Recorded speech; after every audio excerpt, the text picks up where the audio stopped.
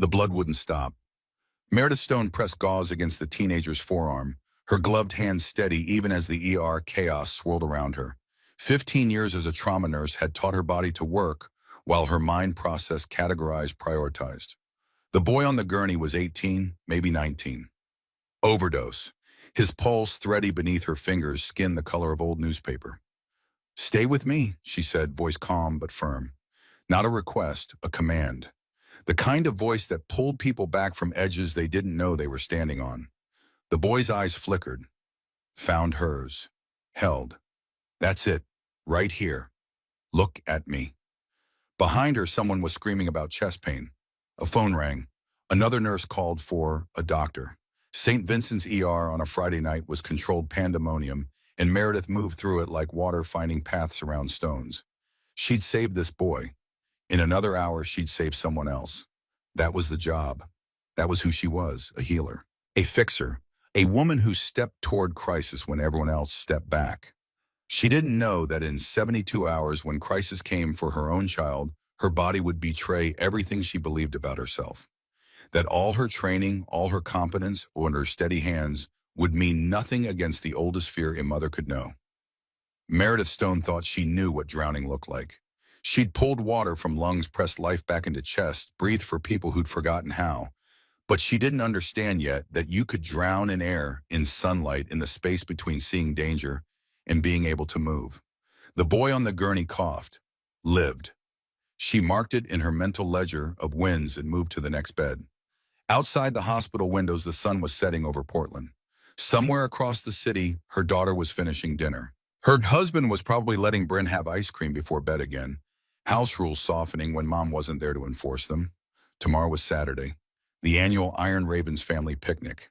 Meredith had spent 3 weeks planning it, coordinating with other club wives, arranging the permit for Riverside Park. It would be perfect, safe, controlled. She had no way of knowing that perfect was about to shatter. That safe was an illusion. And that control was something you only thought you had until the moment you needed it most. If you've ever been certain of who you are, only to discover you were wrong, then you already understand what's coming. If not, stay close. Because Meredith Stone was about to learn the difference between saving strangers and saving the person who mattered most. 3 miles east beneath the Morrison Bridge, Ronan Wade was learning a different lesson about survival. The concrete support beam blocked most of the wind coming off the Willamette River. But it couldn't block the cold that lived in his bones now. 20 years old, and he'd forgotten what warm felt like. Real warm. The kind that came from heated rooms and full stomachs and people who gave a damn whether you woke up in the morning. His sleeping bag was military surplus torn along one side, held together with duct tape that peeled more every day. Cardboard beneath it. Newspaper for extra insulation. 3 years he'd been doing this. 3 years since the day his brother Danny disappeared beneath the waves at Atlantic Beach, and Ronan's entire world had collapsed into before and after. Before family. Home. A future that included college and maybe following his old man into the fire department. After this. Concrete and cold, and the particular kind of invisible that came from being the human shape people's eyes slid past without seeing. He'd made his way west slowly. North Carolina to Tennessee, to Missouri, to Colorado. Each state a little further from the beach where he'd failed the one person he was supposed to protect. Portland had been an accident, a ride from a trucker who was heading this direction anyway. Ronan had meant to keep moving, but something about the river had made him stop. Stupid, probably. After what happened with Danny, he should have avoided water. But there was something about the sound of it, the constant rush and whisper, that felt like the only honest thing in a world that had turned strange and slippery. The river didn't pretend. It didn't offer comfort. It couldn't deliver. It just was. Powerful and indifferent and always moving.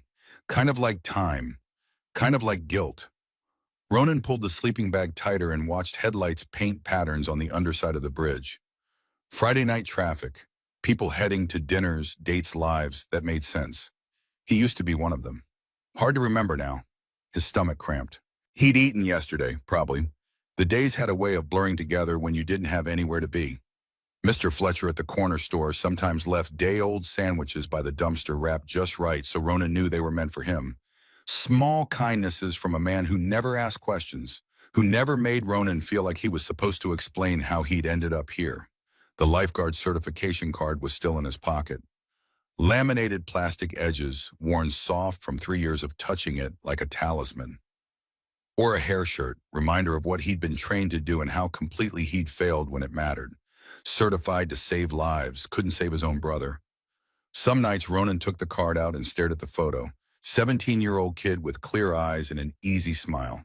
That boy was dead as Danny just took longer to stop breathing. But the card stayed in his pocket anyway because throwing it away felt like giving up the last piece of evidence that he'd ever been someone worth saving. Tomorrow there'd be families at the park upriver. There always were on warm Saturdays. Ronan would watch them from a distance, these people with their picnics and their laughter, and their children who splashed in the shallows without understanding how fast everything could go wrong. Part of him hated them for their carelessness. Part of him envied them so much it hurt.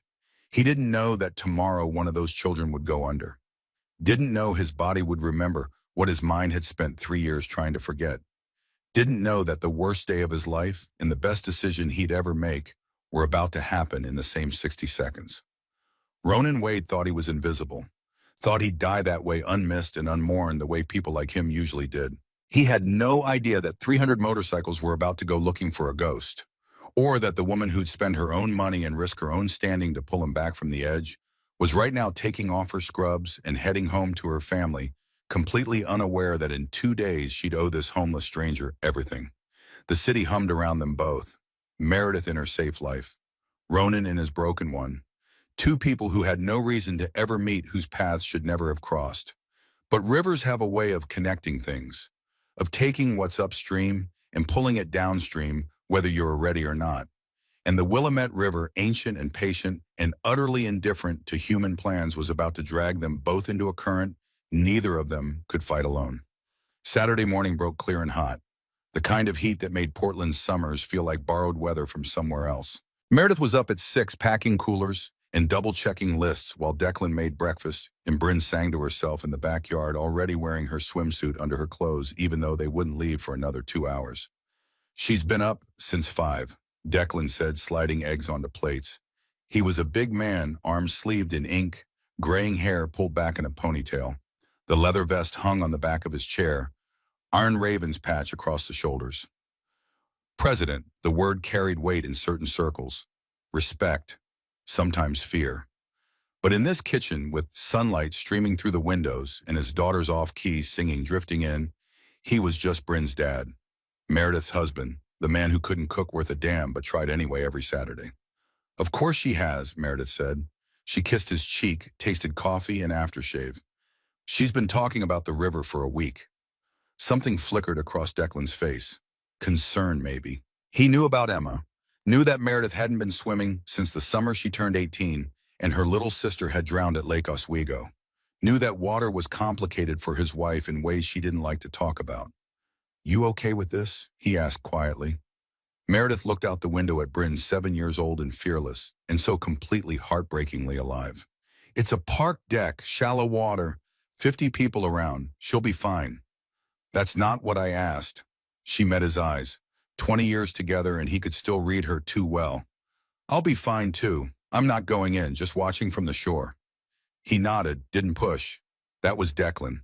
Gave people space to carry their own weight even when he could see it was heavy.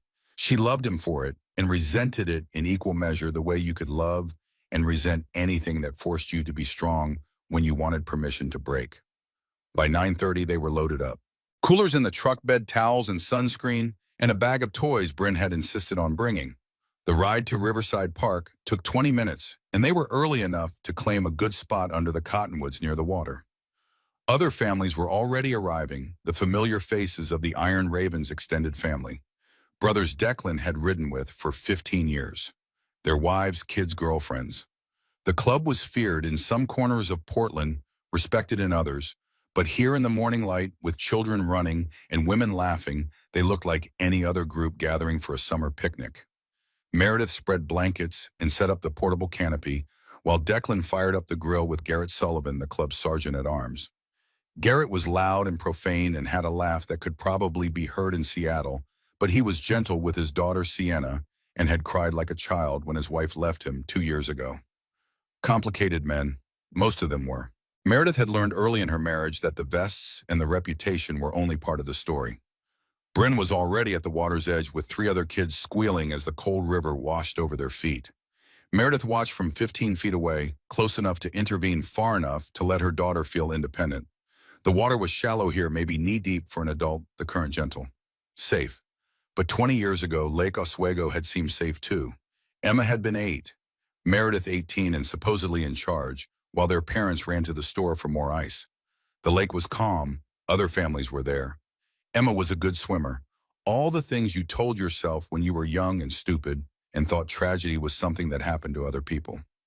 Meredith had been flirting with a boy whose name she couldn't even remember now. Laughing, not watching.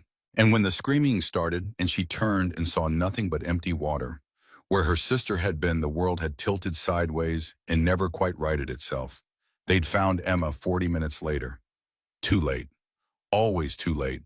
Meredith had been a lifeguard, had the training, the certification, the whistle around her neck, and she'd been looking the wrong direction at the exact wrong moment. Some failures you never stop paying for. Some debts could never be cleared.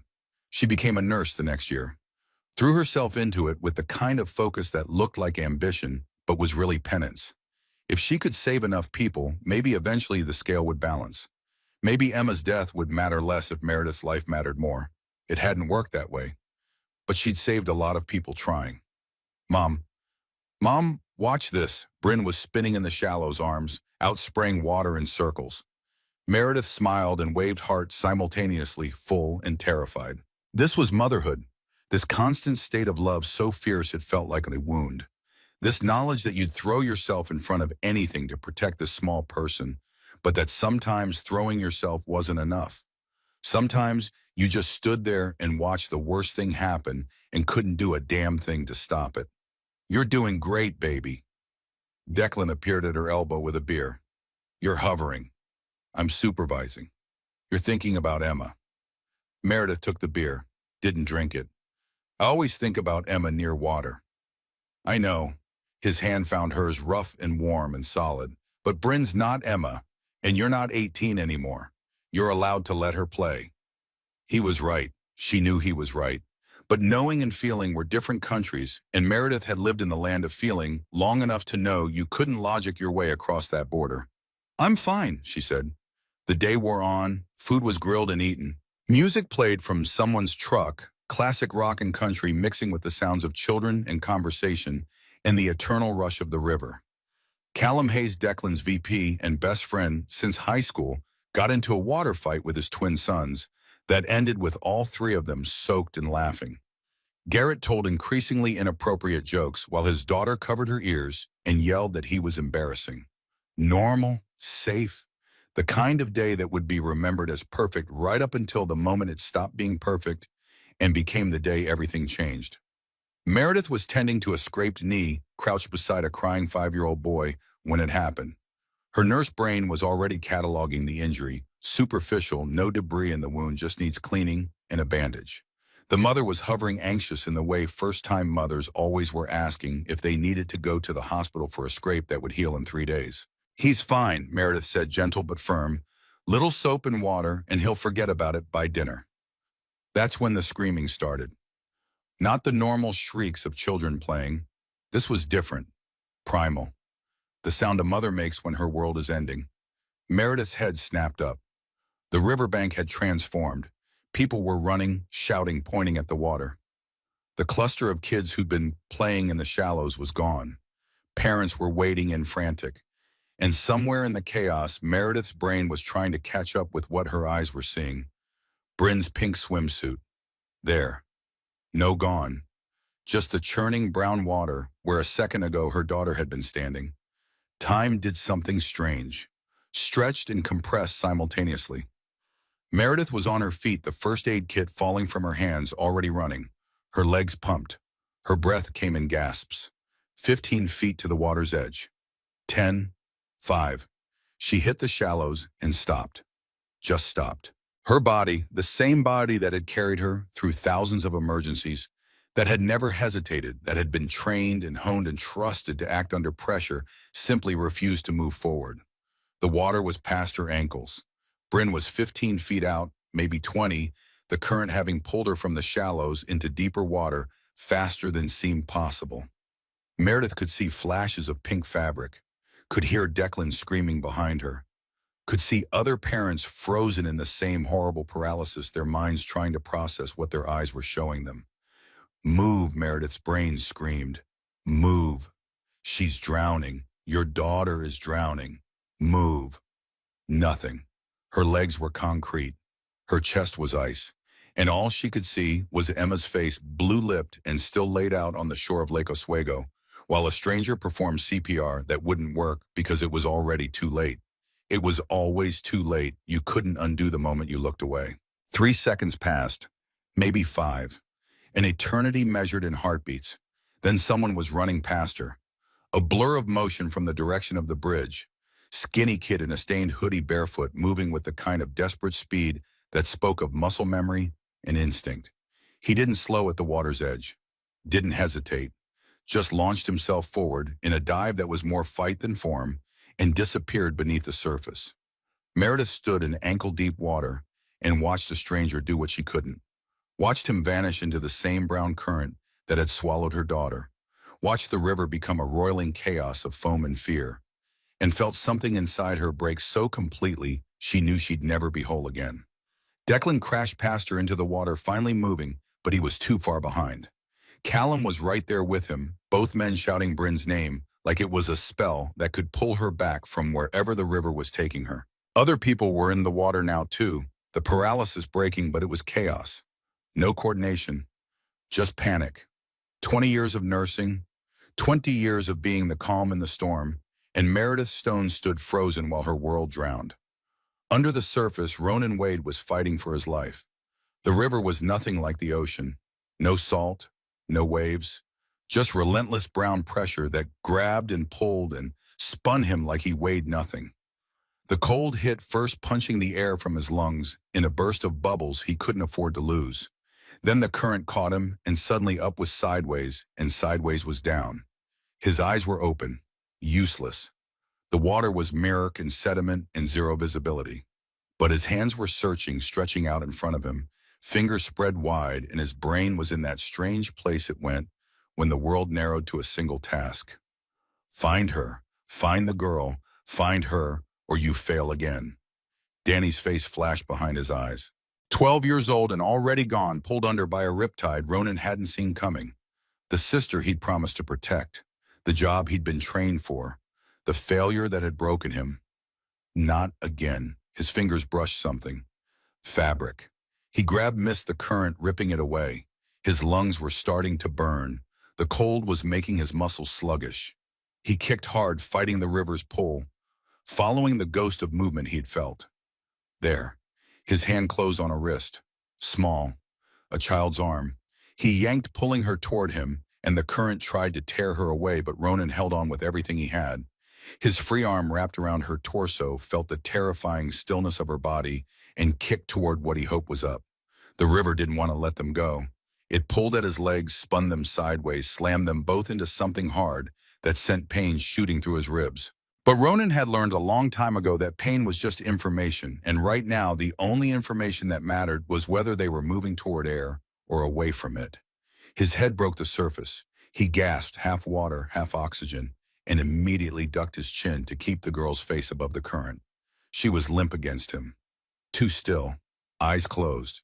But he didn't have time to check for breathing because the river was still pulling and the shore seemed impossibly far, and he needed to get her to someone who could help. "I've got you," he said, voice rough and desperate. She couldn't hear him, probably couldn't hear anything. But he said it anyway because sometimes you needed to hear your own voice to remember you were still alive. "I've got you. Hold on." Each kick backward was a war. The current fought him for every inch. His arms were burning. His chest felt like it was full of broken glass.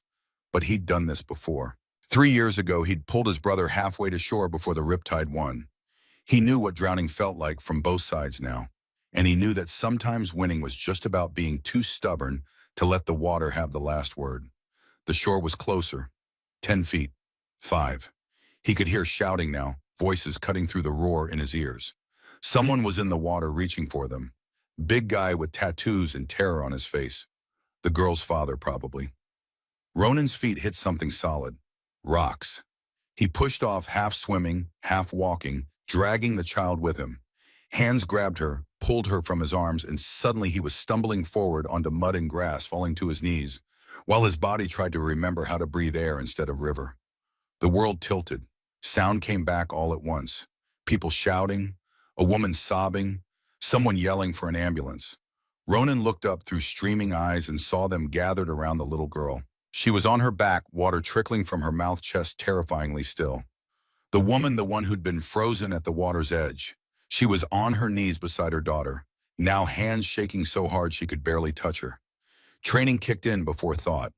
Ronan crawled forward, his body moving on autopilot muscle memory from a lifetime ago, when he'd been someone who saved people instead of someone who failed them. "Move," he said. His voice came out barely a whisper. But the big tattooed guy heard him, shifted just enough to let Ronan through. His hands were shaking worse than the mother's, but they remembered what to do. Tilt the head back, check the airway, 2 fingers under the jaw, seal your mouth over hers and breathe. 1 breath. 2. The girl's chest rose and fell with air that wasn't hers. Ronan laced his fingers together and pressed down on her sternum, careful with the pressure, because she was small and he could break her ribs if he pushed too hard. 1, 2, 3, 4, 5.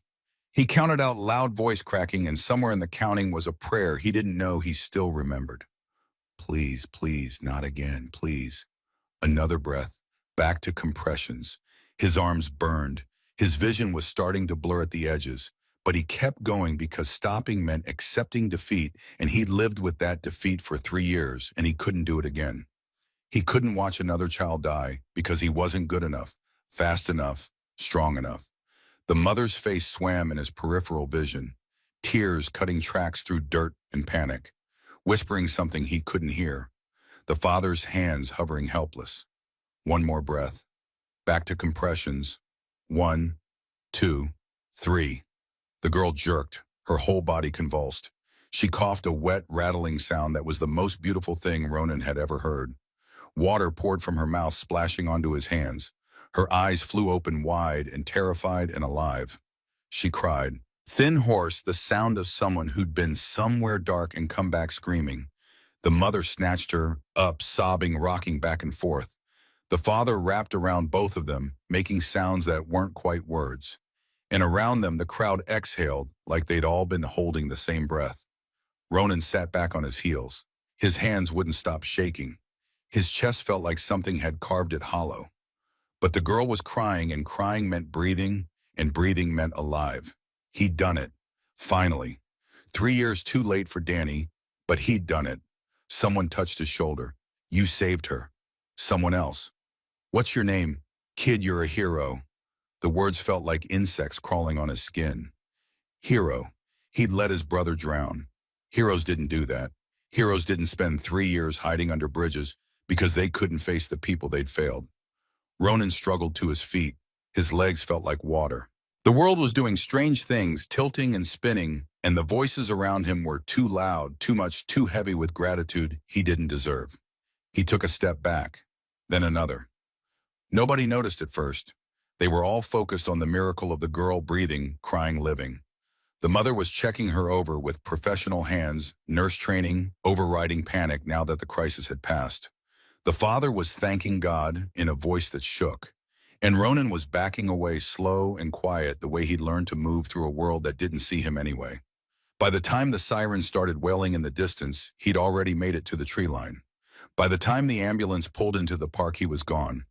Meredith held Bryn against her chest and felt the wet cough of her breathing and couldn't stop shaking. Alive.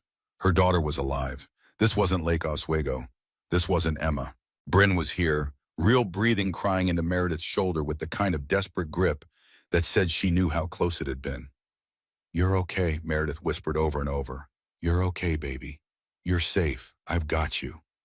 But her brain was replaying the moment she'd frozen, the absolute failure of her body to do what it was trained for. She was a nurse, an ER trauma nurse. She'd pulled people back from death 100 times. And when it was her own child, her own flesh and blood, she'd stood there like a statue while a stranger did her job. Shame burned hotter than relief. Gratitude warred with self-loathing. The stranger. The boy. Meredith looked up, searching the crowd for the skinny kid in the hoodie. The one who'd run past her frozen body and dove in without a second's hesitation. The one who'd breathed life back into Bryn when Meredith couldn't make herself move. "Where is he?" she asked. Her voice came out raw. Declan looked around, still shaking, his face wet with tears he wasn't bothering to hide. "I don't know, he was just here." Callum was standing now, scanning the crowd. "I don't see him." "Find him." Meredith's hands tightened on Bryn. "We have to thank him." But even as she said it, she knew it was deeper than thanks. She needed to look that boy in the face. Needed to understand how he'd done what she couldn't. Needed to ask him how you made your body obey when everything in you was screaming to freeze. The paramedics arrived, professional, efficient, asking questions. Meredith answered automatically while they checked Bryn's vitals and oxygen levels. Her daughter was stable. Scared, but okay. They'd still want to take her to the hospital for observation, standard protocol.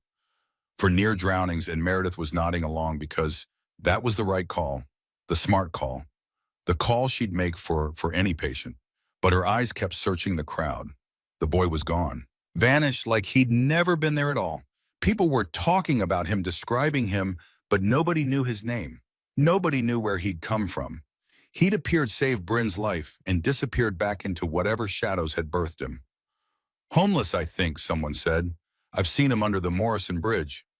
"Didn't even stop to hear us thank him," someone else added. "Just walked away." Declan caught Meredith's eye. In 20 years of marriage, she'd seen him angry, scared, joyful, broken. But she'd never seen him look quite like this, raw, shaken to his core. The kind of look that said something fundamental had shifted. "We find him," Declan said quietly. It wasn't a question. "Yes," Meredith said, "we find him." Because she owed him everything. Because he'd done what she couldn't. Because somewhere in this city was a boy who'd saved her daughter and thought so little of himself that he'd walked away before anyone could even learn his name. And because Meredith Stone had spent 20 years trying to save enough people to balance the scales for Emma's death. But this boy had saved Bryn, had done in 60 seconds what Meredith's entire career couldn't accomplish. He'd acted when she'd frozen. If she couldn't save her own daughter, she could at least save the person who had. The ambulance doors closed on Bryn's stable and breathing, still crying, but alive. Meredith climbed in beside her, held her hand, whispered reassurances while the vehicle pulled away from the park. Through the back windows, she could see the crowd dispersing. The picnic broken, the day forever marked as the day Bryn almost drowned.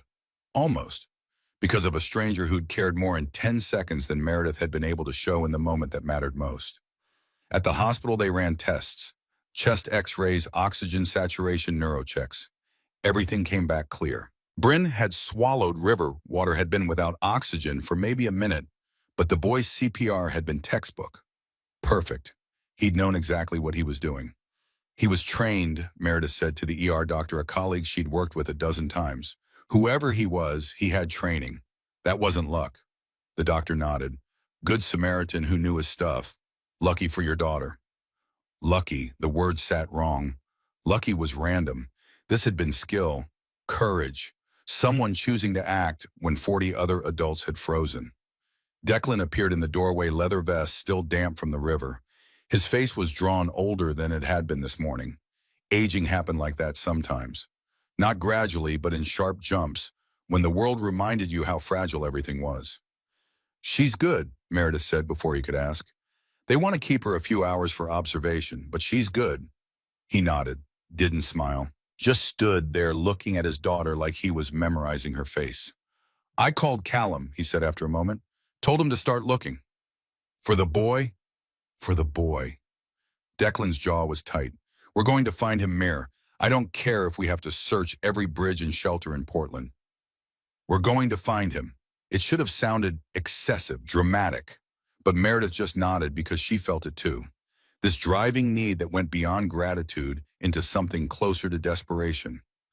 The boy had saved Bryn, but maybe if they could find him, if they could help him, it would somehow balance the cosmic scales. It would make Meredith less of a failure, less of the mother who froze. Okay, she said, then we find him. Night fell over Portland. In a hospital bed, Bryn slept monitored and safe. In a leather vest, Declan made phone calls, mobilizing a search that would soon involve 300 bikers and half the city's underground network. And somewhere under the Morrison Bridge, Ronan Wade coughed water from his lungs and tried to remember why he'd surfaced at all. He'd saved her, the little girl in the pink swimsuit. She'd been alive when he left, crying and breathing and held tight by her mother. That was enough. Had to be enough. The river had gotten into his chest, though. He could feel it with every breath, that wet rattle that spoke of water where only air should be. His ribs ached where he'd hit something underwater. His hands wouldn't stop shaking, and it wasn't just from the cold. He'd done it. Finally. 3 years of carrying Danny's death on his shoulders, and today he'd proven that he could save someone, that his training wasn't just a cruel joke. That muscle memory could override failure if you let it. But the victory felt hollow. The little girl was saved, but Ronan was still the same broken thing he'd been this morning. Still homeless, still invisible, still carrying a guilt that one moment of heroism couldn't wash away. He pulled his sleeping bag tighter and tried to ignore the burning in his lungs. Probably should see a doctor. Probably had aspirated more water than was safe. But doctors meant questions, insurance systems designed for people who existed in ways that mattered. Ronan had learned to exist in the gaps, in the places between seeing and being seen. He closed his eyes and let the sound of the river pull him under. 3 miles away in a hospital waiting room, Meredith Stone made a decision that would change everything. I'm leading the search, she told Declan. He looked up from his phone, surprised. The club will handle it. We've got people who... No. Her voice was firm, final. This is my debt, my failure. I froze Deck. I stood there and watched our daughter drown, and I couldn't move. That boy did what I couldn't, so I'm the one who finds him. Your club can help, but I'm leading this. Declan studied her face. Whatever he saw there made him nod slowly. Okay, but Mare, you're being hard on yourself. You were in shock. Anyone would... I'm a trauma nurse. The words came out sharp. I don't get to be in shock. I get to act. That's the job. That's who I'm supposed to be. And when it mattered most, I failed. She took a breath. But I can fix this. I can find him. I can help him. And maybe that doesn't erase what I couldn't do, but it's something. You didn't fail, Declan said softly. Bryn's alive. Because of him, not me. She couldn't explain it better than that. Couldn't make him understand the depth of shame that came with discovering your body could betray you when you needed it most. Declan had never frozen in his life. Never hesitated. That wasn't who he was. But Meredith had frozen. And in that moment of paralysis, she'd become someone she didn't recognize. Someone she couldn't live with being. Finding the boy wouldn't undo that. But it was the only path forward she could see. Okay, Declan said again. Then we start tomorrow. Every resource the club has. Every contact, every favor owed. We find him. Meredith nodded and looked through the window at Bryn asleep and alive. Saved by a stranger who'd asked for nothing and disappeared before she could even say thank you. Tomorrow, the hunt would begin. Tomorrow, 300 bikers would mobilize behind her. Tomorrow, she'd start paying the debt that could never actually be repaid. But tonight, she'd sit with her daughter and try to reconcile the woman she'd always thought she was with the woman who'd frozen when it mattered most. And she'd wonder whether saving the boy who saved Bryn would be enough to save herself.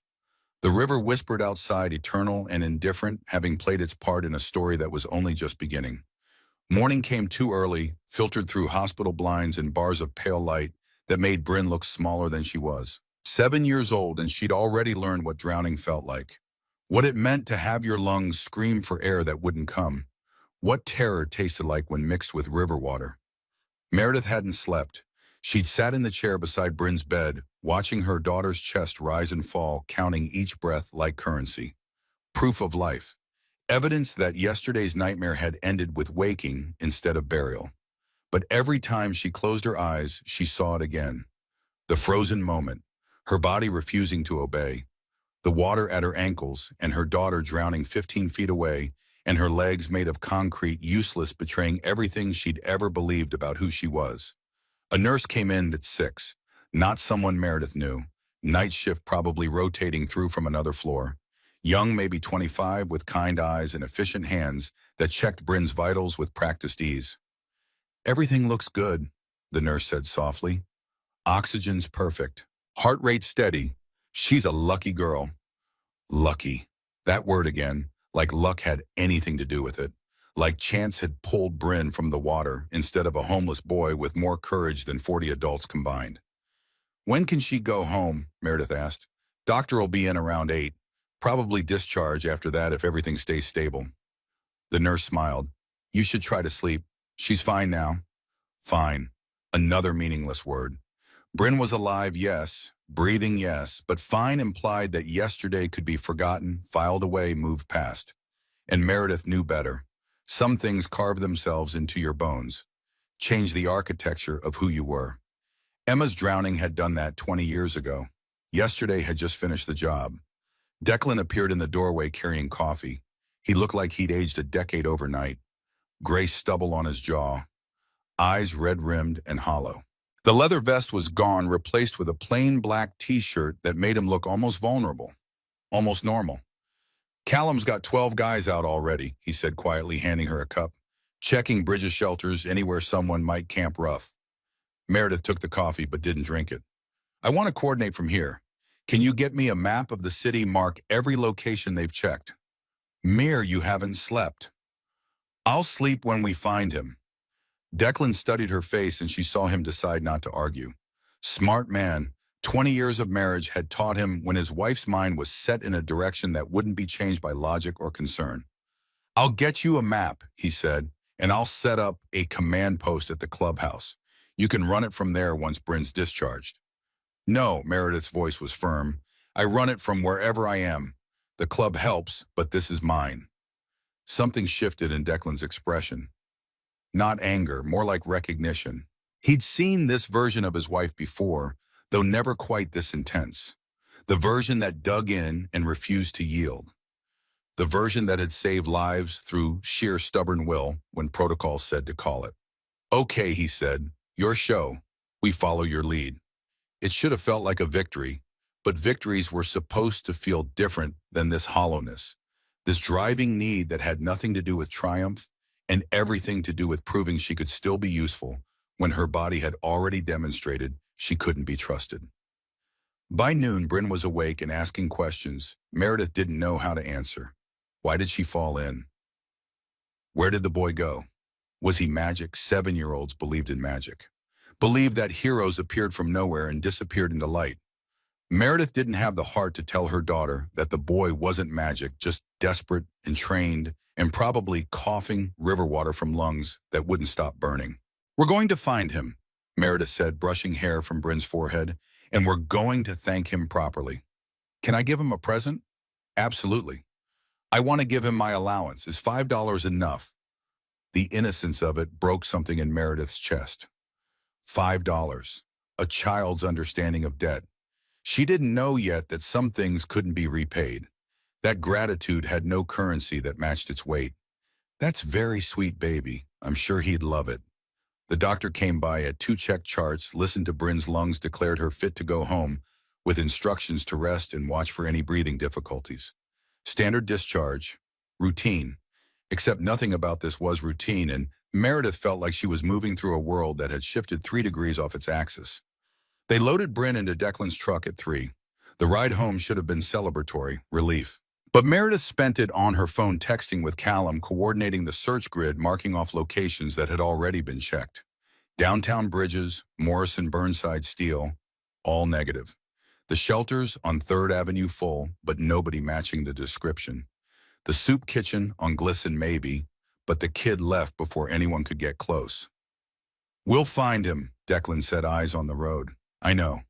But knowing and believing were different countries. At home, Meredith settled Bryn on the couch with blankets and cartoons and stern instructions not to move. Then she spread a map of Portland across the kitchen table and started marking territories with colored pins. Red for checked, yellow for in progress, green for not yet searched.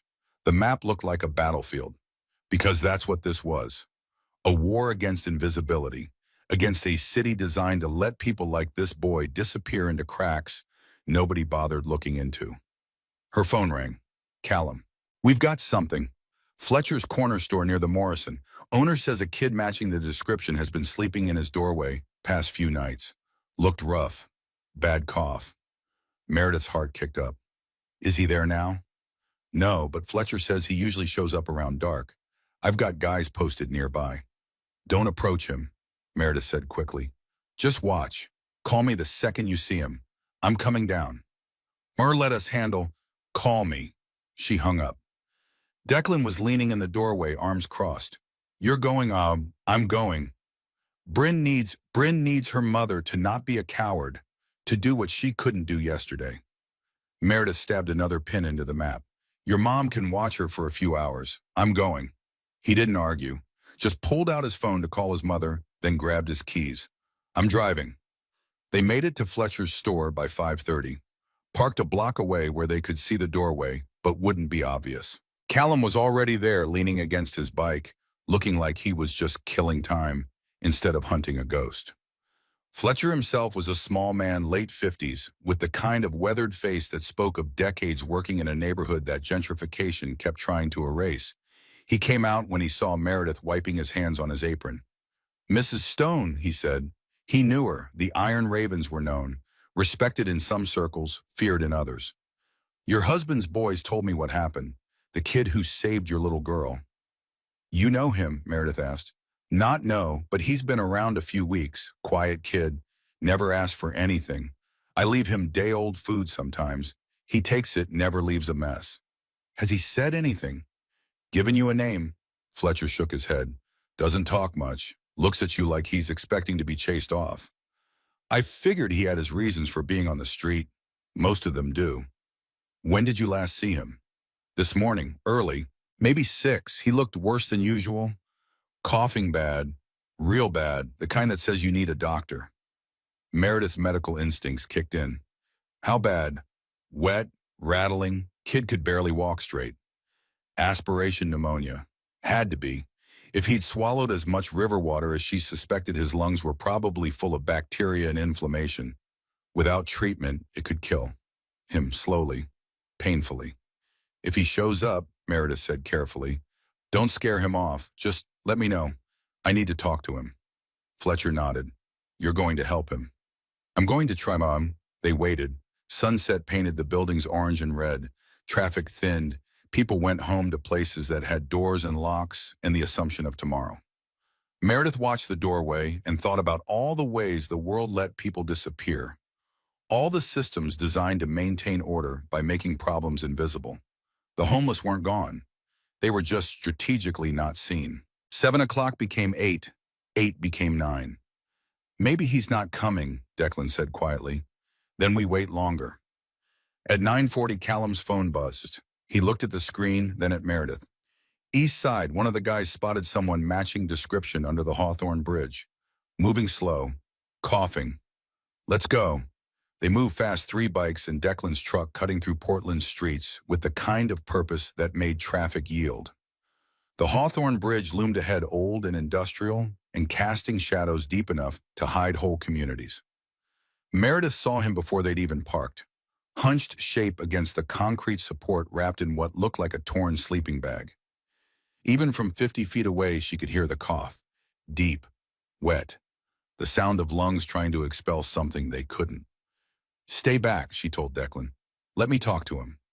He sees the vests, he's going to run. Then don't let him see them. She got out of the truck, slowly leaving her phone behind, making herself as non-threatening as possible. Small woman, no weapons. No backup visible, just someone walking toward a sick kid in the growing dark. He looked up when she was 10 feet away. His eyes were fever-bright, face flushed under dirt and exhaustion. 20 years old, and he looked both younger and older the way people did when life had carved away everything soft.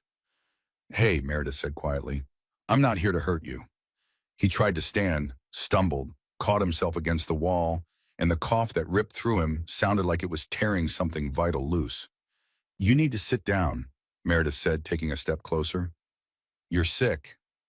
I'm fine. His voice was rough, defensive. the voice of someone who'd learned that admitting weakness got you hurt. You're not fine. You have aspiration pneumonia. Maybe worse, your lungs are full of fluid and you need antibiotics before it kills you. He laughed. It turned into another cough that doubled him over. Doesn't matter. It matters to me. Meredith was close enough now to see him clearly. Hollow cheeks, hands shaking, lips with a faint blue tinge that spoke of oxygen deprivation. You saved my daughter yesterday. You pulled her from the river. You breathed for her when she couldn't breathe. And then you disappeared before I could even learn your name. Something flickered in his eyes, recognition maybe, or just the fever playing tricks. She okay, he asked. She's perfect. Because of you. Good. He slid down the wall, sitting hard. That's all that matters. No. Meredith crouched beside him, close enough now to feel the heat radiating off his skin. What matters is that you're dying from the same river that tried to take her. And I'm not going to let that happen. You can't stop it. Watch me. She pulled out her phone, dialed, kept her eyes on him because she could see him calculating whether he had the strength to run. Callum, bring the truck and the blankets from my back seat. We're taking him to St. Vincent's. No hospitals. The boy tried to stand again. Made it halfway before his legs gave out. Meredith caught him. He weighed almost nothing, all bones and fever and stubborn pride that was going to kill him if she didn't intervene. Listen to me, she said firmly. I'm an ER nurse. I know what I'm looking at. Your lungs are compromised. Your fever's probably hitting 104. You're septic or close to it. Without treatment, you'll be dead in 3 days, maybe less. So what? The words came out bitter. Nobody's going to miss me. I will. The truth of it surprised her. I'll miss the person who did what I couldn't, who acted when I froze, who saved the most important thing in my world and asked for nothing. She held his gaze. You're worth saving. I don't know what made you think you are not, but you're wrong. Headlights cut through the dark. Declan's truck pulling up slowly. Callum on his bike behind. The boy's eyes went wide. Bikers. My husband, Meredith said. My husband's club. They've been looking for you for 2 days. 300 men searching the city because you saved my daughter and we couldn't let you disappear. Why? The question was raw, confused, like the concept of being searched for being wanted was completely foreign. Because that's what family does. Meredith stood offering her hand. And whether you like it or not, you're family now. You saved one of ours. That makes you ours. He stared at her hand like it might be a trap. Like kindness was something that came with prices he couldn't afford. What's your name? She asked gently. A long pause. Then barely audible, Ronan. Ronan Wade. Ronan, Meredith kept her hand extended. I'm Meredith Stone. The little girl you saved is Bryn. And we're going to get you to a hospital now because dying alone under a bridge is not how this story ends. Okay. Another cough. This one brought up fluid. Dark. Probably blood. Okay, he whispered. His hand was burning hot when it closed around hers. The ER at St. Vincent's was organized chaos when they walked in. Meredith knew every face, every procedure, every protocol. She'd worked here for 15 years, saved lives in these rooms, built a reputation as someone who didn't panic, didn't hesitate, got the job done. Tonight she was just a woman bringing in a sick kid nobody would have looked at twice if she hadn't been holding his arm. I need a doctor, she told the triage nurse. Not her usual station. Different shift. Check-in sheets on the clipboard. Sarah, look at me. Meredith waited until the nurse's eyes focused. Aspiration pneumonia, probably bacterial. Fever over 104. He needs IV antibiotics and imaging now. Sarah blinked. Is this related to your daughter I heard about? He's the one who saved her. Now I'm saving him. Can you get me to Patterson? 3 minutes later, Ronan was on a gurney being wheeled into an exam room. Meredith stayed close, one hand on the railing, while Declan hung back with Callum. The bikers drew looks, but nobody challenged them. The Iron Ravens had a reputation. Not always good, but powerful. Dr. Patterson was mid-40s, competent, someone Meredith had worked beside during too many traumas to count. He took one look at Ronan and started barking orders. Blood draw, chest x-ray, IV line, oxygen. What's his insurance? Patterson asked. He doesn't have any. Meredith, bill it to me. She didn't hesitate. All of it. I'll cover everything. Patterson's eyebrows went up. This is the kid who pulled Bryn out. This is the kid, and he's going to live because I'm not going to let the same river kill him after he saved her. Okay, Patterson turned to the nurse. Get him set up in ICU once we've got labs back. Treat him like any other critical patient. Ronan was barely conscious now, the adrenaline that had kept him moving finally giving out. His eyes tracked Meredith, though. Held her with something between fear and desperate hope. You're going to be okay, she told him. I promise.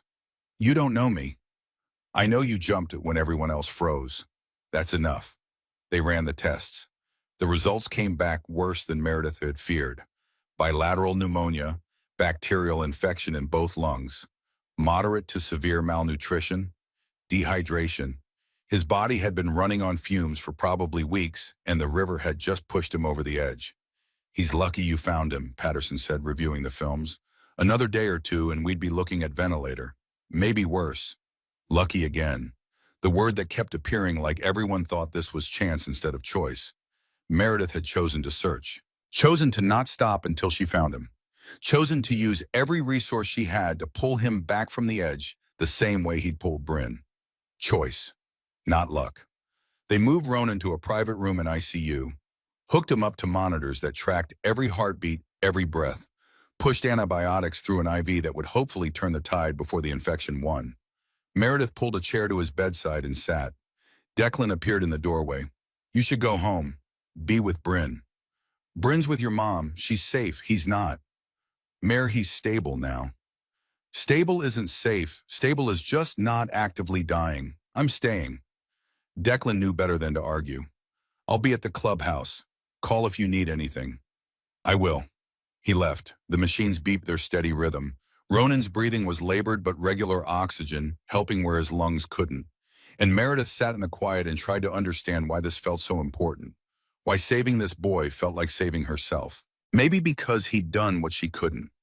Maybe because watching him die after he'd saved Bryn would be a cruelty she couldn't live with. Or maybe because there was something in his eyes, that desperate, lost look that reminded her of Emma. Of every person she'd ever failed to save. This one she could save. This one she wouldn't fail. The night passed in increments. Vitals checks every hour. Med adjustments. The slow crawl toward morning that happened in hospitals when sleep was impossible and time moved like cold honey. Around 3 a.m. Ronan woke up. Confused. Panicked. Tried to pull out the IV. Hey, stop! Meredith was there immediately, hands gentle on his wrists. You're okay. You're safe. St. Vincent's Hospital. Remember? His eyes found hers. Took a moment to focus. Why are you still here? Because someone should be. You don't owe me anything. I owe you everything. The words came out fiercer than she'd intended. You did what I couldn't. When my daughter needed me most, I froze. You didn't. So yeah, I owe you, and I pay my debts. He stared at her, searching for something. Lies, maybe. Tricks. People like him learn not to trust kindness because it usually came with strings. I didn't do it for thanks, he said finally. I know. You did it because you couldn't live with not doing it. I understand that. More than you know. Why did you freeze? The question was direct, honest, and it deserved an honest answer. Because 20 years ago, my little sister drowned in a lake while I was supposed to be watching her. I was a lifeguard, trained, certified, and I was looking the wrong direction when she went under. By the time I realized it was too late, Meredith felt the old wound tear open. Yesterday when I saw Bryn go in, all I could see was Emma. My body just stopped, like it knew I'd failed before and didn't trust me not to fail again. Understanding flickered in Ronan's eyes. Recognition of shared trauma. My brother, he said quietly. Danny, 3 years ago. I was 17 working as a junior lifeguard in North Carolina. Danny was 12. I told him to stay close, but I wasn't paying attention. Riptide got him. By the time I saw he was in trouble, his voice cracked. I tried, swam out, grabbed him, started pulling him back. But the current was too strong. It took him right out of my hands. The machines beeped. The night pressed against the windows. Two people who'd failed to save the ones they loved most sitting in a hospital room trying to figure out how to live with it. Is that why you jumped yesterday? Meredith asked. Because you saw a second chance. I saw a kid drowning and I couldn't not jump. Not again. Not after Danny. He closed his eyes. I thought if I could save her, maybe it would mean something.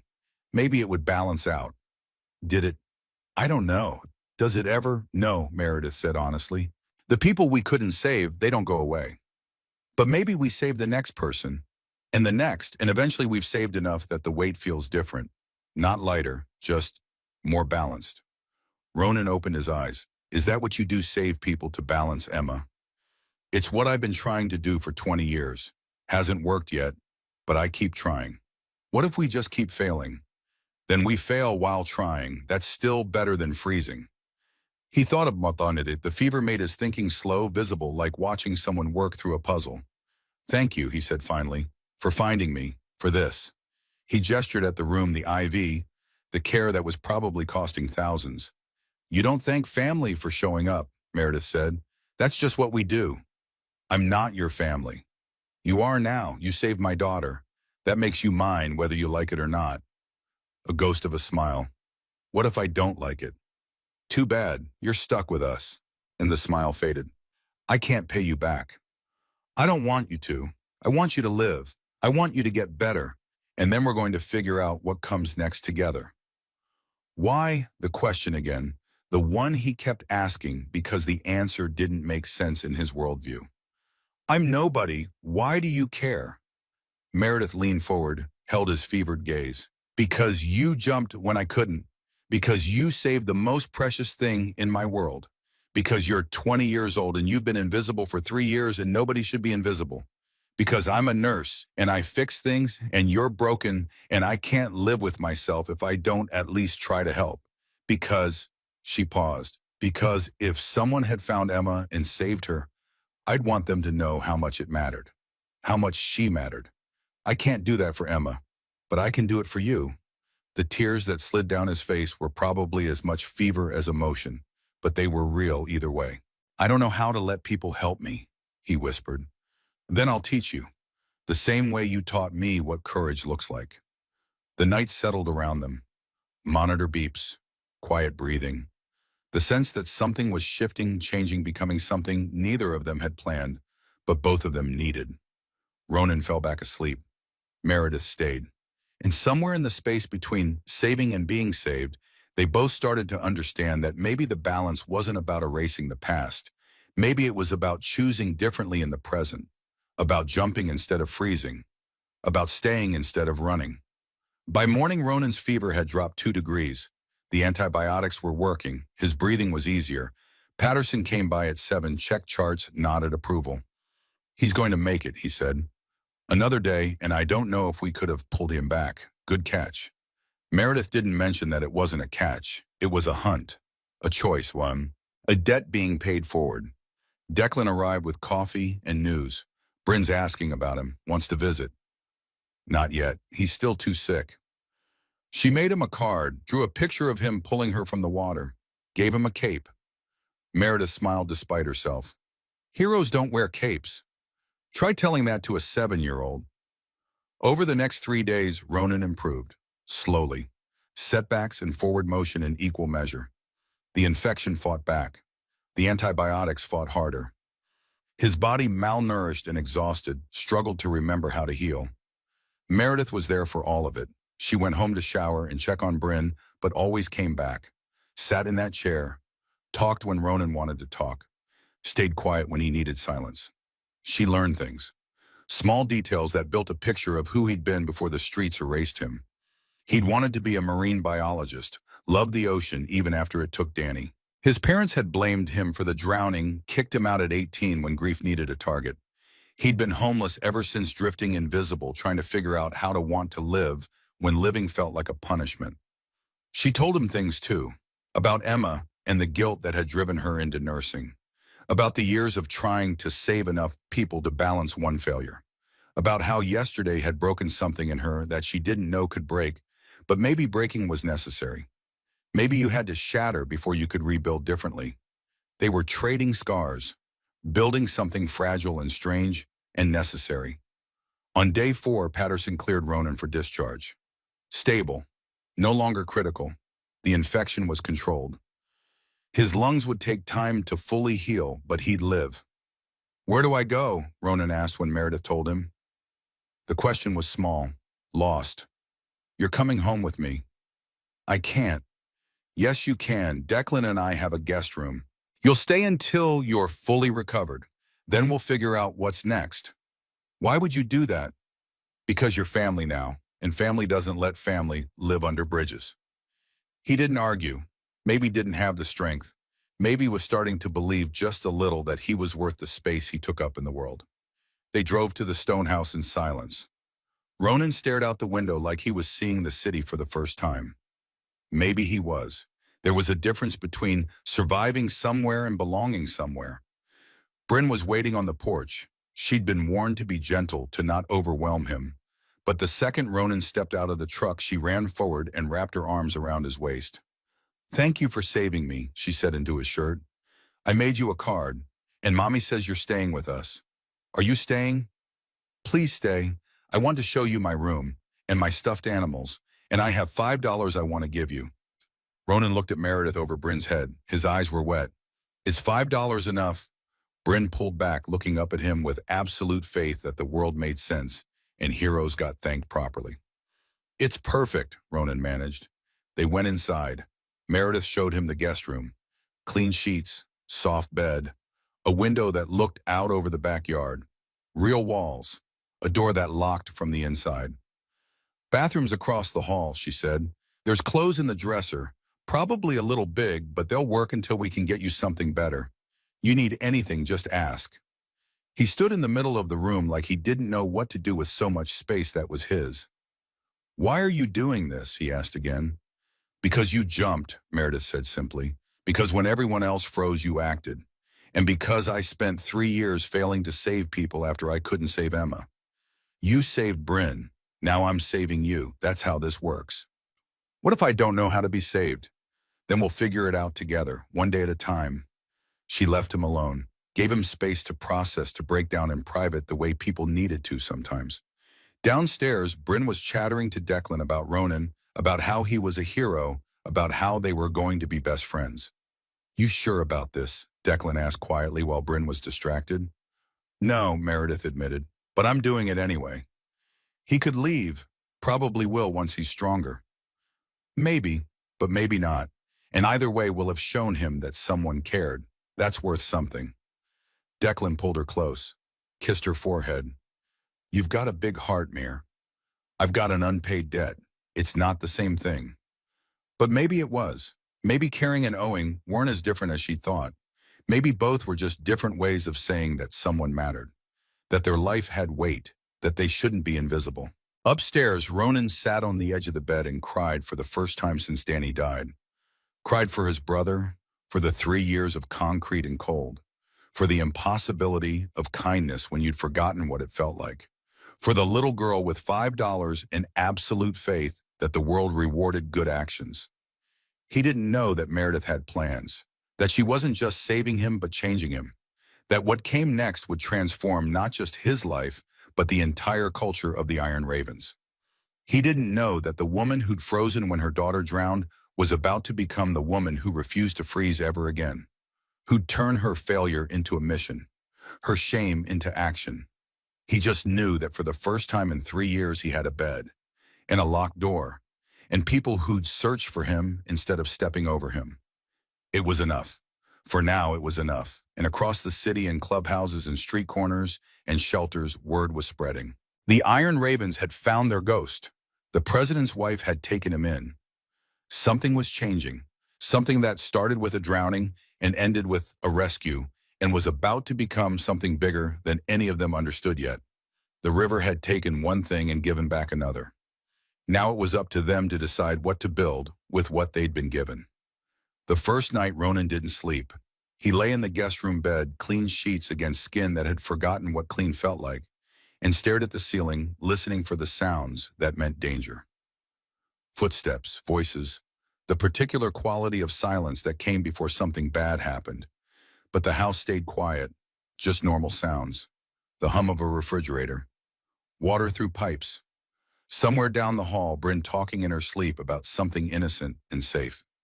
He got up 3 times to check that the door still locked, that this wasn't a dream he'd wake from to find himself back under the bridge. By morning, exhaustion had won over paranoia, and he'd slept for maybe 2 hours curled on top of the blankets with his shoes still on because some habits carved themselves too deep to break in a single night.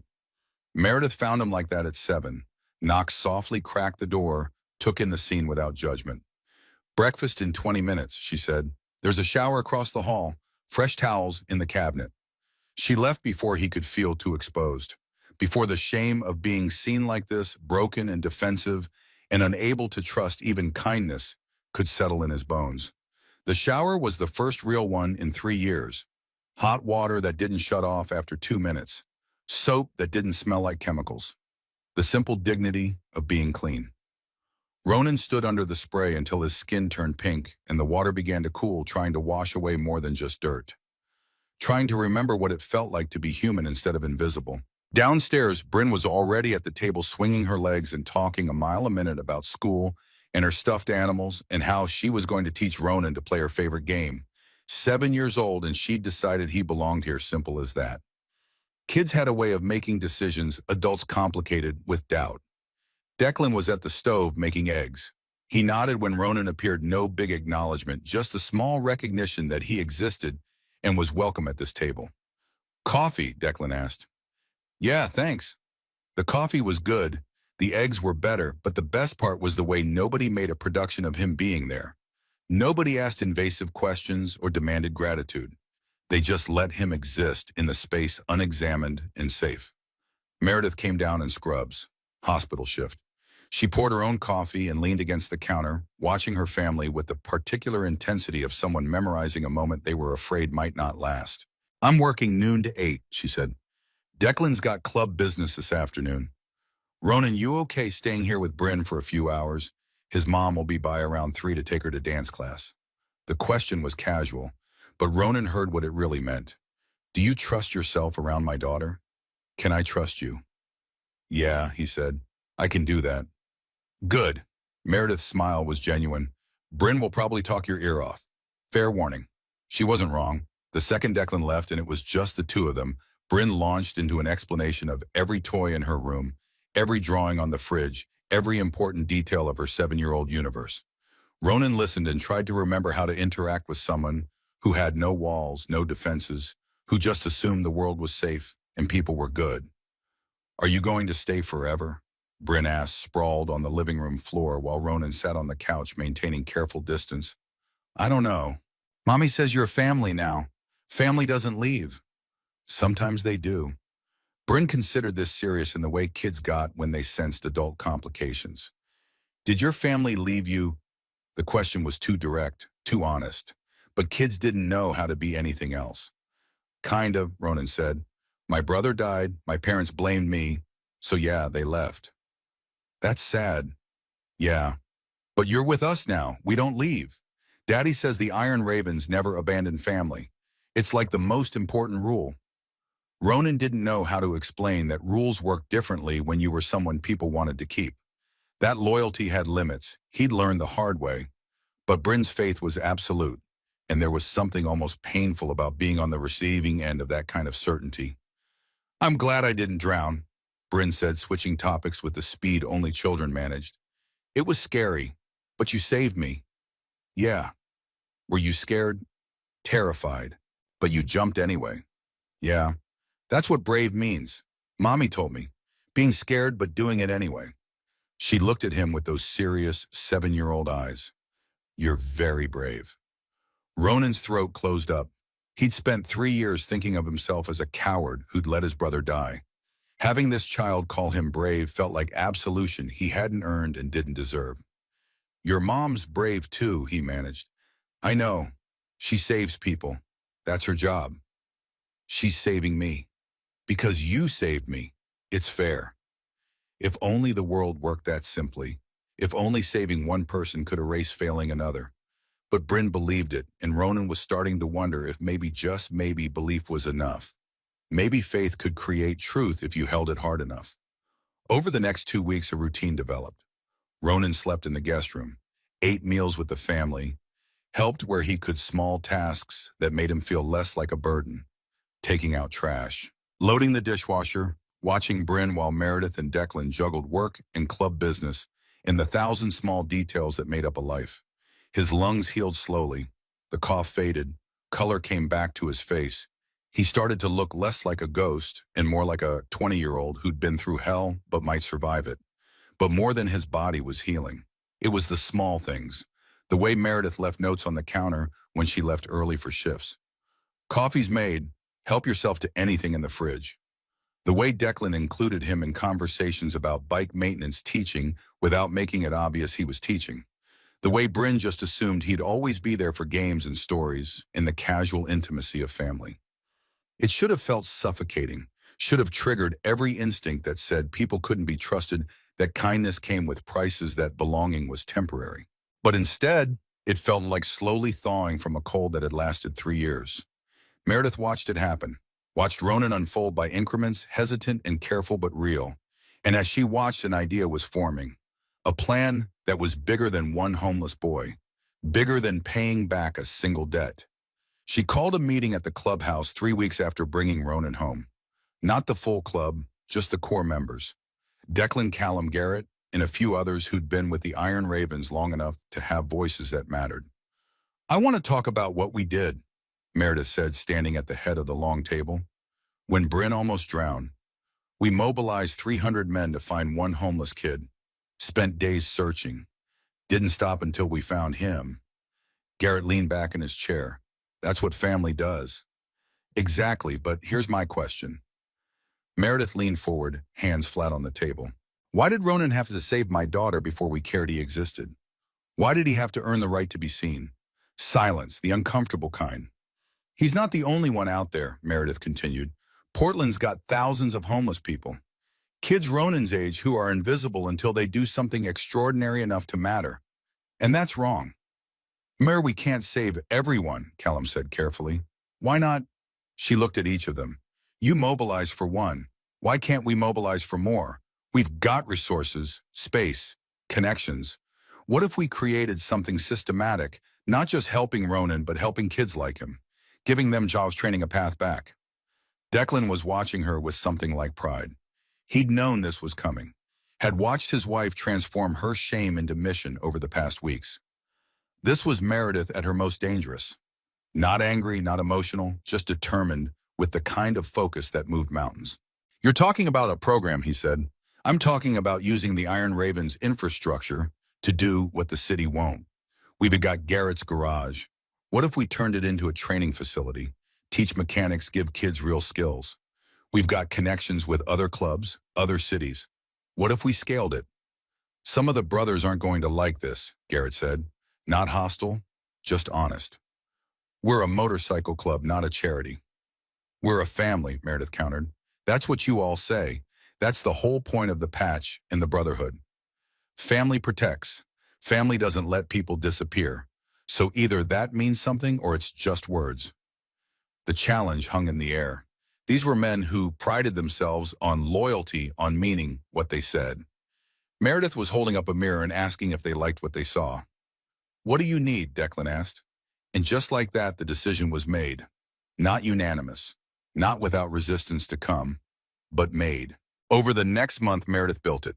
She called it Second Chance Garage, and it started small. One bay at Garrett's shop.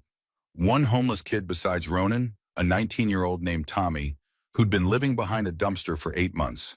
Then 2 more. Then 5. She used her nursing connections to set up basic health screenings. Used Declan's club connections to find donated tools, equipment, parts. Used her own reputation to get city permits, cut through bureaucracy, make impossible things possible through sheer stubborn will. Ronan was part of it from the start, not as a charity case, but as someone with something to offer. He knew what it felt like to be invisible, knew how to talk to kids who'd learned not to trust adults. He became the bridge between Meredith's vision and the reality of people who'd been broken by the streets. But success bred attention, and attention wasn't always good. The trouble started small. Complaints from neighboring businesses about those people hanging around. Graffiti on the garage door, small acts of hostility from a neighborhood that didn't want to acknowledge homelessness existed, much less deal with it directly. Then it escalated. Ronan was closing up the garage alone one evening when three men walked in. He recognized the type immediately. Street gang, local territory, the kind of predators who viewed homeless kids as either prey or competition. "Heard you got something going here," the leader said. Mid-20s hard eyes, the particular swagger of someone who'd learned violence was currency. "Heard you're helping people who owe us." "Don't know what you're talking about," Ronan said, keeping his voice steady. Not challenging, not weak. The careful neutral of someone who'd learned to read situations fast. "That kid Tommy, he owes us. Food he took, space he used. That's our territory, our resources. He's got a debt. He's got a job now. He's not on the streets anymore. Doesn't matter, debt's debt. You want to keep running this place, you pay what's owed. Call it rent, call it insurance, call it whatever makes you sleep at night. Extortion, old as time.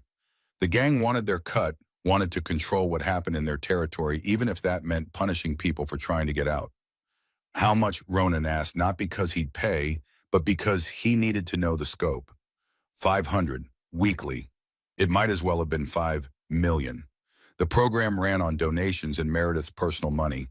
There was no margin for protection payments. "I'll talk to the owner," Ronan said. "You do that. We'll be back Friday. Don't have it, we shut you down. Permanently." They left. Ronan locked the door behind them and called Meredith. She arrived 20 minutes later with Declan and Callum. Ronan explained the situation while they stood in the garage, tools hanging on walls, grease stains on concrete, the physical evidence of something good being built. "We'll handle it," Declan said, voice hard. "Nobody threatens this program." "How?" Meredith asked. "Violence just proves we're what they think we are. It escalates, someone gets hurt, maybe killed. That's not who we are." "So what we pay them?" Callum's jaw was tight. "We don't pay extortion." "No," Meredith said slowly, an idea forming. "We don't pay them. We help them." Three pairs of eyes turned to her. "Think about it," she continued.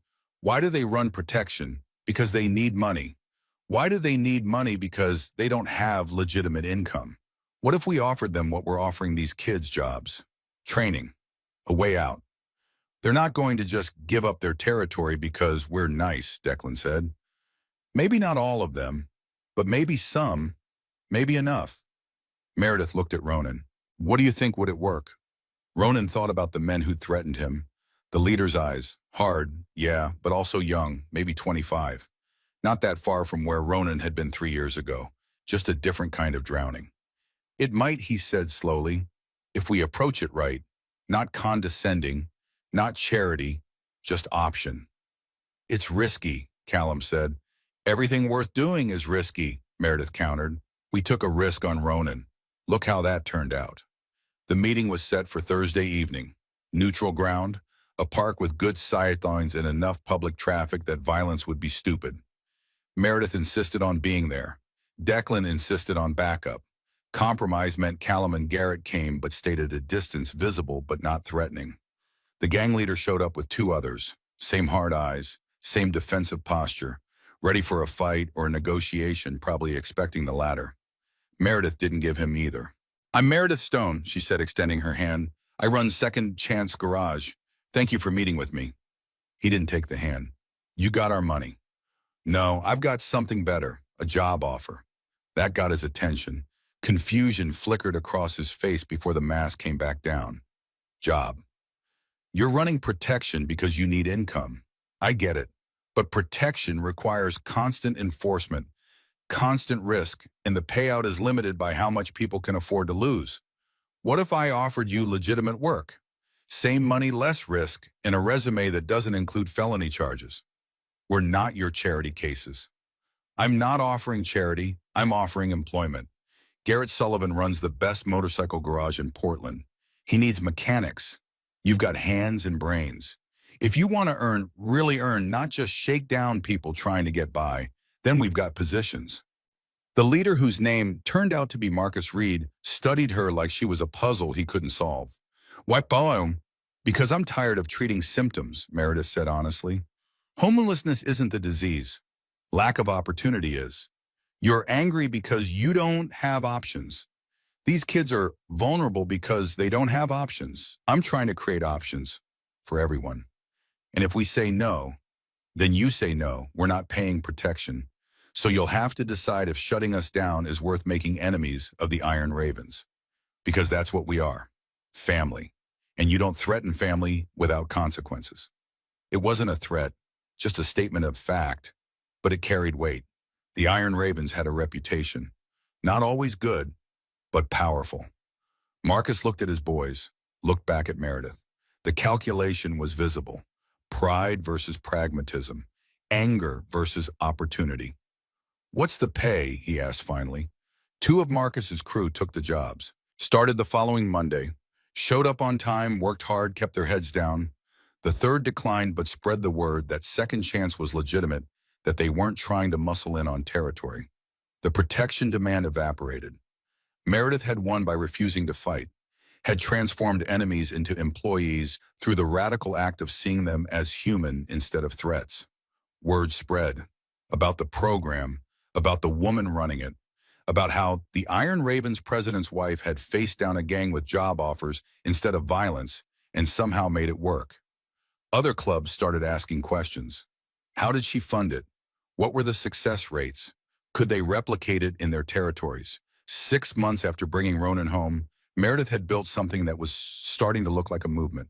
The annual West Coast Rally approached. Every September, clubs from California to Washington gathered in Portland for 3 days of bikes brotherhood and the kind of controlled chaos that happened when you put 500 bikers in one place. It was celebration and networking territory, negotiation and alliance building. This year, Declan had a request. I want you to speak, he told Meredith over dinner one night. Main stage, Saturday afternoon. Tell them what you've built. Deck, I don't speak at rallies. That's your thing. It was my thing, but this is yours. Second chance is your vision. If other clubs are going to adopt it, they need to hear from you. They're not going to listen to me. I'm not a biker. You're just the woman who mobilized 300 men face down a gang and built a program that's changing lives. Yeah, that's not enough. You should definitely stay quiet. The sarcasm was affectionate, but his point was clear. She'd earned the right to speak. More than that, she had something worth saying.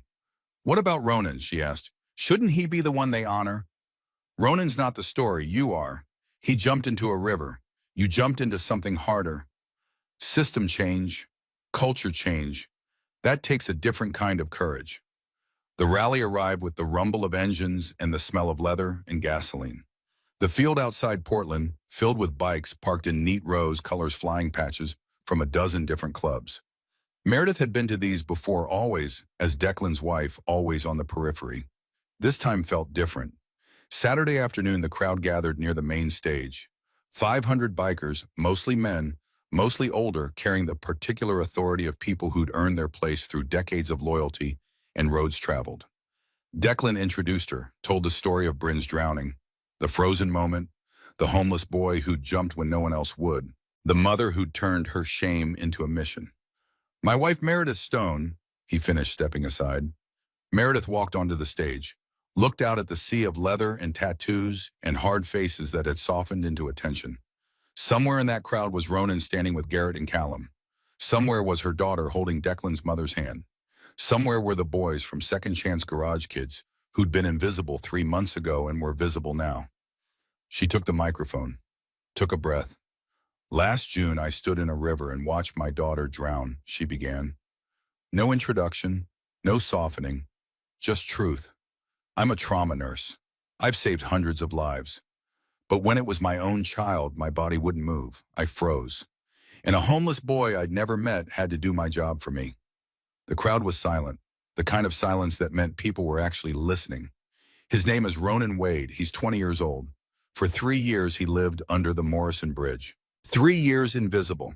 And the only reason we found him, the only reason he's alive right now, is because he did something extraordinary enough to matter. He had to save a life before we saw him. Meredith paused. Let that sink in. That's wrong. That's broken. The fact that someone has to be a hero before we acknowledge they exist. So after we found Ronan, after we brought him home, and gave him what he should have had all along, safety and belonging in a future. I started asking questions. How many other Ronans are out there? How many kids are drowning on dry land while we ride past them? Heads nodded, some in agreement, some in discomfort. Good. Discomfort meant thinking. 6 months ago, we opened Second Chance Garage. We've helped 17 homeless youth, given them jobs, training dignity, taught them mechanics and welding and the skills that turn invisible into employable. We've partnered with clinics to handle healthcare, with social workers to navigate the bureaucracy that eats people alive. And we've done it using Iron Raven's resources and connections in the same brotherhood you all claim defines you. She wasn't attacking, just challenging, asking them to live up to what they said they believed. Here's what I learned. Helping one person is noble. Helping a system is revolutionary. We can keep finding individual Ronans and feeling good about our charity. Or we can change the conditions that create Ronans in the first place. We can be saviors, or we can be architects of something better. Meredith looked out at the crowd, saw Ronan, now tears on his face, saw Declan proud and solid, saw 500 bikers processing what she was saying. I didn't come here today to ask for money or support, though both would be welcome. I came to tell you what's possible. That brotherhood isn't just words. That loyalty means something. That we can be the people who jump when everyone else freezes. She paused. The final piece, the hardest truth. I failed when my daughter needed me most. That failure broke me. But Ronan taught me something. You don't heal from failure by running from it. You heal by choosing differently the next time, by jumping when the next person drowns, and the next, and the next. The crowd erupted, not just applause, engines revving, fists pounding on leather, the particular thunder of agreement in biker culture. Meredith stepped back from the microphone. Declan was there, immediately pulling her close. You just changed everything, he said into her ear. Maybe, or maybe she just named what was already changing, given language to the shift that had started the day Bryn went under, and Ronan jumped, and Meredith learned that freezing was worse than any wound. Over the next hour, 17 clubs committed to starting their own versions of Second Chance. Funding pledges came in, offers of space tools connections. What had started as one woman's desperate attempt to pay a debt was becoming a network that spanned the West Coast. Ronan found her in the crowd afterward, still crying, not bothering to hide it. That was... He couldn't finish. True, Meredith said simply, all of it. You didn't have to credit me. This is your thing. It's our thing. You jumped. I built. Neither happens without the other. They stood in the chaos of celebration, two people who'd saved each other in different ways, and watched something bigger than both of them take shape. 1 year later, Meredith stood at the same riverbank where Bryn had almost drowned. September again. Warm sun on water. The Iron Raven's annual family picnic, because some traditions survive transformation. Bryn was 8 now, more confident, still fearless, but with a new awareness that the world could be dangerous. She played in the shallows with Ronan, nearby, 21 years old, and working full-time at Second Chance. Not a charity case anymore, an employee, a brother, family. The program had grown beyond what Meredith had imagined. 43 cities, 22 motorcycle clubs, 417 young people helped in the past year. It had been featured in newspapers, on local news, in a documentary that was making the film festival circuit. But Meredith didn't come to the river to think about numbers. She came because this was where it had started, where she'd failed and been given a second chance to choose differently. The scream came without warning, high-pitched, terrified. Different kid, different family, but the same horror. A boy, maybe 9, had slipped on the rocks. The current had him. Meredith was 20 feet away, talking to another parent, coffee in her hand. She dropped the cup, didn't think, didn't freeze, ran. Her body obeyed this time. No paralysis, no trauma loop, just action. She hit the water at full speed, felt the cold shock push through it. The boy was 15 feet out, struggling, going under. Meredith dove. The water closed over her head. For the first time in 20 years, she was swimming with purpose instead of fear. Her hands found the boy's shirt. She yanked him up, broke the surface, started pulling him back. The current fought, tried to take them both. But Meredith had learned something in the past year. Sometimes the only way forward was through the thing you feared most. Sometimes healing required diving into the water that had taken everything. She got the boy to shore. He was coughing but conscious, scared but alive. His parents were there immediately sobbing gratitude while Meredith checked his breathing and color and vital signs with the practiced efficiency of someone who'd done this 1,000 times. But this time felt different. Not because she'd saved a life, she'd saved plenty, but because she hadn't frozen. 20 years of carrying Emma's death, 1 year of building second chance. And in this moment, finally the scales had balanced. Not because Emma was less dead, not because the failure was erased, but because Meredith had finally proven to herself that her body could be trusted. That trauma didn't have to be permanent, that you could choose courage even after learning what fear felt like. Ronan was there when she stood up, soaking wet, shaking from adrenaline. He didn't say anything, just pulled her into a hug that said everything words couldn't. Declan appeared a moment later, Bryn in his arms. "You jumped," he said, voice thick. "Yeah," Meredith manages. "I jumped." Bryn squirmed down and wrapped herself around Meredith's waist. "You saved him, Mommy, like Ronan saved me." "Like we all save each other," Meredith corrected gently. The boy's parents wanted to thank her, wanted her name, wanted to know how they could repay her. Meredith gave them a card for Second Chance Garage. Told them if they really wanted to help, donate or volunteer, or just tell people the program existed. "Pay it forward," she said. "That's the only payment that matters." As the sun set over the river painting the water gold and red, the Iron Ravens family gathered for dinner. It looked like any other picnic. Food and laughter and kids playing and adults pretending they had everything under control. But it wasn't like any other gathering, because scattered through the crowd were boys and girls who'd been invisible a year ago, who had jobs now, futures now, who wore second chance shirts with pride and called bikers uncle and aunt like they'd always been part of this family. Meredith stood with Declan and watched it all, his arm around her shoulders, her daughter safe and splashing in the shallows where Ronan kept watch because some scars made you careful, but they didn't have to make you afraid. "You changed everything," Declan said quietly. Not the first time he'd said it. Probably not the last. "We changed everything," Meredith corrected. "You believe me." The club followed. Ronan showed us what courage looked like. Bryn reminded us what we were fighting for. "Take the compliment, Mir." She smiled. "Fine. I changed some things. The rest is ongoing. The network wants you to speak at the national rally next month. All the major clubs. 1,000 riders. And you think I should? I think you already know you're going to. You're not the woman who says no anymore."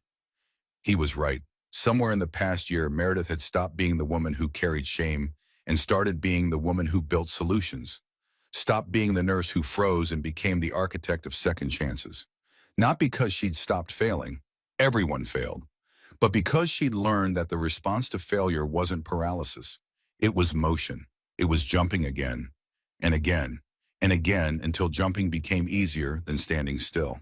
Later, after the picnic had wound down and they were packing up the truck, Ronan approached with something in his hands.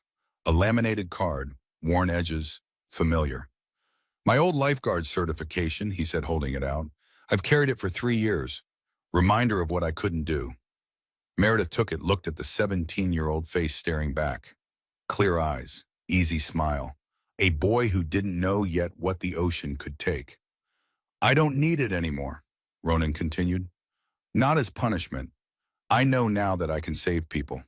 Because of you. Because you saved me first. What do you want me to do with it? Whatever you want. Throw it away. Frame it. Doesn't matter. It's not my burden anymore." Meredith looked at the card, then at the river. The water that had taken Emma 20 years ago. Taken Danny 3 years ago. Almost taken Bryn last year. The water that had also given back in its own way. Had brought Ronan to them. Had broken Meredith enough to rebuild differently. She walked to the water's edge, held the card for a moment, then tossed it into the current. It floated for a second, plastic catching light. Then it was gone, carried downstream, becoming part of the river's endless motion. "There," she said, "some debts get paid, others get forgiven. We decide which is which." Ronan nodded, understood. The past didn't disappear just because you stopped carrying it. But you could choose how much weight you gave it. You could choose to build something new with hands that had learned what dropping things felt like. They drove home as a family, Meredith and Declan in front, Bryn asleep in back with her head on Ronan's shoulder. The radio played something old and familiar. Outside the windows, Portland passed by a city full of people drowning in ways nobody talked about. People who needed someone to jump. Meredith thought about the national rally, about the speech she'd give, about the programs that would spin out from it, the lives that would be changed, the invisible people who'd be seen. She thought about Emma still gone, still missed, but no longer the defining failure of Meredith's life. Just one loss in a long story that included many saves. The scale had finally balanced, not because Emma mattered less, but because Meredith had learned to matter more. She thought about the boy she'd pulled from the river today, about his parents' gratitude, about how it had felt to jump without freezing, to trust her body again, to know that courage wasn't the absence of fear, but the decision to act despite it. And she thought about Ronan asleep in the back seat with her daughter, two kids who'd almost drowned and hadn't, who'd been saved not just by heroic acts, but by the harder work of showing up every day, of choosing to stay, of believing they were worth the space they took up in the world. At home, they carried Bryn to bed. Meredith tucked her in, kissed her forehead, whispered the prayer she'd whispered every night for a year. Thank you for another day. Thank you for second chances. Thank you for the courage to jump. Downstairs, Ronan was making tea, a habit he'd developed in the months of living here. Something about routine, about small domestic acts that made belonging feel real. Big day, he said when Meredith came into the kitchen. Every day's big lately. You okay after the river? Yeah, she poured her own tea. Better than okay. I jumped Ronan. I finally jumped. You've been jumping for a year. Just different kind of water. Maybe, but today felt like proof that I'm not broken anymore. Or maybe that broken doesn't mean useless. Broken means human, Ronan said quietly. You taught me that. They sat in comfortable silence. Two people who'd saved each other in different ways, who'd learned that rescue wasn't always dramatic. Sometimes it was just showing up, making space, believing someone was worth the effort even when they didn't believe it themselves. The house settled into night sounds, creaks and whispers. The particular piece of a place where people were safe, where doors locked from the inside, where morning was assumed, not hoped for. Meredith thought about the woman she'd been a year ago, the one who'd frozen on a riverbank while her daughter drowned, the one who'd carried 20 years of shame for a failure she couldn't undo. That woman felt like a stranger now, not gone, just transformed, rebuilt from the same materials but with a different architecture. She'd learned that you didn't heal from trauma by avoiding triggers. You healed by diving back into the water and proving it couldn't drown you anymore. She'd learned that saving yourself sometimes meant saving others first, that the opposite of frozen wasn't fearless. It was moving anyway. Most of all, she'd learned that second chances weren't given.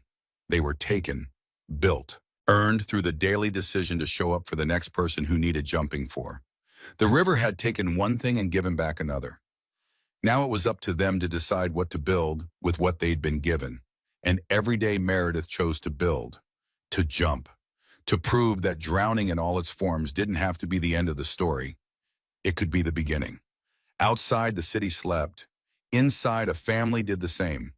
Imperfect, rebuilt, stronger in the broken places. Proof that some wounds, when tended, carefully healed into something better than what came before. And in the morning, they'd wake up and do it again.